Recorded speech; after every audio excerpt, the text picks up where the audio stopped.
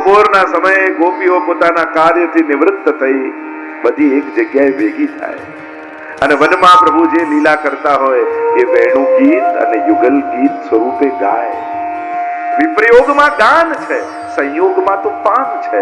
પાન હોય ત્યારે ગાન ન સંભવે. એટલે દિવસે સખાઓ બોલતા નથી અને રાત્રે ગોપીઓ બોલતી નથી. અને અષ્ટસખાને તો બંને લીલા ગાવી છે, દિવસની ને રાત્રિની. અને એટલા માટે રાત્રિની લીલા સખા રૂપે ગાય છે, કારણ ત્યારે ગોપીઓને પાન છે, સખાઓને વિપ્રયોગ છે. અને દિવસમાં ગોપીઓ રૂપે ગાય છે અને સખાઓને સંયોગ છે. એટલા માટે પાન હોય ત્યાં ગાન. યમુનાજી એટલે જ ગાતા નથી, કારણ સતત પાન કરે છે, સતત પાન છે. સ્વરૂપામૃતનું અખંડ પાન યમુનાજી કરી રહ્યા છે. પિય સંગ એટલે એમને સંગ પ્રાપ્ત છે. કોનું? પિયનું, પતિનું નહીં. પિય સંગ રંગ ભરી કરી કલોલે. પતિ સંગે નથી. હવે સામેથી પતિ પત્ની આવી રહ્યા છે કે પ્રિયા પ્રિયતમ આવી રહ્યા છે, એ ખબર કેમ પડે? તો કે પુરુષ આગળ આગળ ચાલતો હોય ને પત્ની પાછળ પાછળ, સ્ત્રી પાછળ પાછળ હોય તો સમજી લેવું આ પતિ પત્ની. અને સ્ત્રી આગળ આગળ હોય ને પુરુષ પાછળ પાછળ ચાલતો હોય તો સમજી લેવું કે પ્રિયા પ્રિયતમ છે. પ્રેમ કે ફંદ તે ગહીજુ રાખે તુમ જા પઠાવત તહા બધાવત. 41 પદમાં કહ્યું ને કે ઠાકોરજીને યશોદાજી પણ બાંધી ન શક્યા. જેટલું દોરડું લાવે તો 2 આંગળ નાનું પડે, જેટલું દોરડું લાવે 2 આંગળ નાનું પડે, બાંધી ન શક્યા. પણ પ્રેમ કે ફંદ તે ગહીજુ રાખે. યમુનાજીએ પોતાના પ્રેમના ફંદથી ઠાકોરજીને પકડી રાખ્યા છે. અને કેવું છે? તુમ જા પઠાવત તાહ બધાવત. અને યમુનાજી જ્યાં કે ને પ્રભુ આજે આ જીવ પર કૃપા કરવાનું, જાને ત્યાં જાઓ, એટલે ઠાકોરજી દોડતા ત્યાં જાય. પ્રભુ આજે આને ત્યાં જવાનું છે, એટલે પ્રભુ ત્યાં દોડીને જાય. જ્યાં યમુનાજી સંકેત કરે ત્યાં ઠાકોરજી દોડીને જાય. એવા ઠાકોરજી યમુનાજીને વશ થઈ ગયા. અને વશ છે એટલા માટે યમુનાજી જેના પર કૃપા કરવાની આજ્ઞા કરે, ઠાકોરજી નિશ્ચિત એના પર કૃપા કરે. કારણ કે આ પુષ્ટિ ભક્તિની વિશેષતા એ છે, આ કૃષ્ણ ભક્તિની વિશેષતા એ છે કે અહીંયા સીધી પ્રભુની ભક્તિ નથી હોતી. અહીંયા પ્રભુના લીલા પરિકર ભક્તોની પહેલા કૃપા પ્રાપ્ત થાય અને પછી ઠાકોરજીની કૃપા પ્રાપ્ત.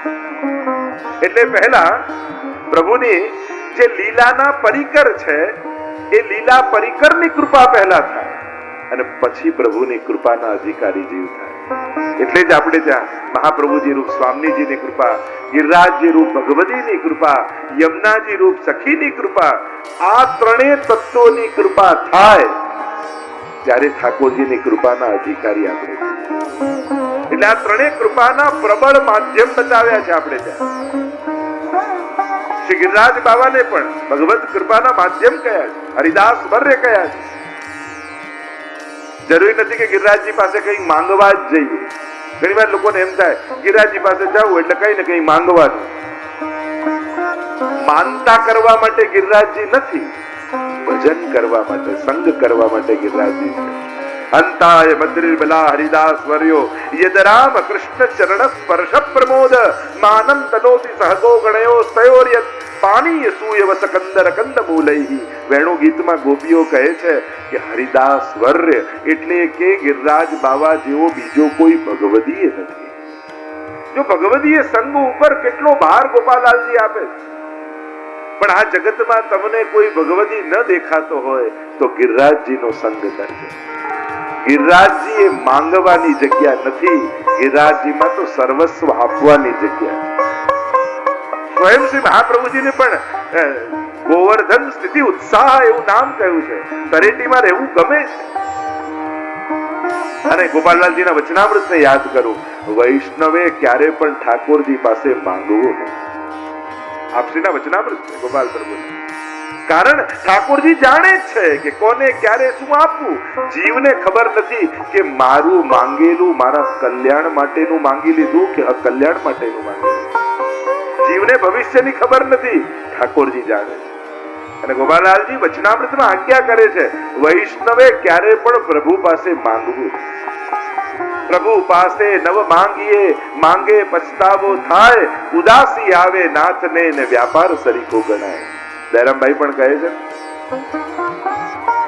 પ્રભુ પુષ્ટિ ભક્તિમાં, આ સકલ સૃષ્ટિમાં પ્રભુ એ માંગવાની જગ્યા નથી. પ્રભુનું સાનિધ્ય એ તો સર્વસ્વ આપવાની જગ્યા છે.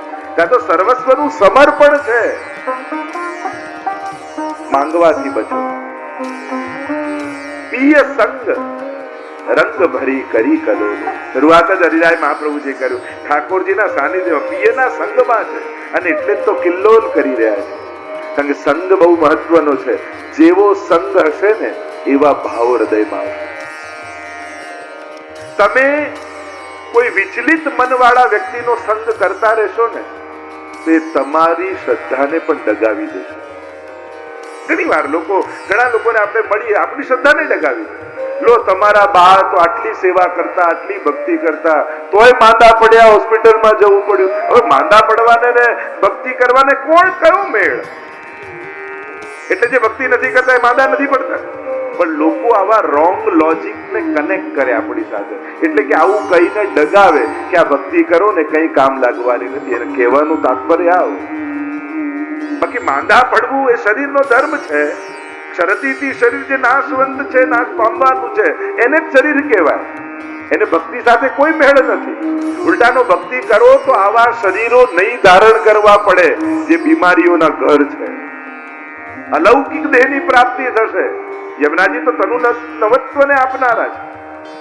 પણ વિચલિત મનવાળા વ્યક્તિનો સંગ કરશો તો તમારી પણ ઠાકોરજીમાં એ શ્રદ્ધા ડગાવશે. એટલે સંગ કરવો હોય ને તો દ્રઢતા વાળા વ્યક્તિનો સંગ કરવો. અને દ્રઢ ભાવ વાળા વ્યક્તિનો સંગ કરશો તે તમારા ભાવને પણ દ્રઢ કરી દેશે. હમણાં સમય આવો ચાલે છે ને, ઠાકોરજીની કૃપાથી બધું સારું થઈ જશે. હમણાં સમય જતો રહેશે ને પાછા સારા દિવસો આવી જશે. ઠાકોરજી છે ને બધું ભલું કરશે. એવા વ્યક્તિનો સંગ કરજો જે તમારી શ્રદ્ધાને દ્રઢ કરે, તમારી દ્રઢતા વધારે.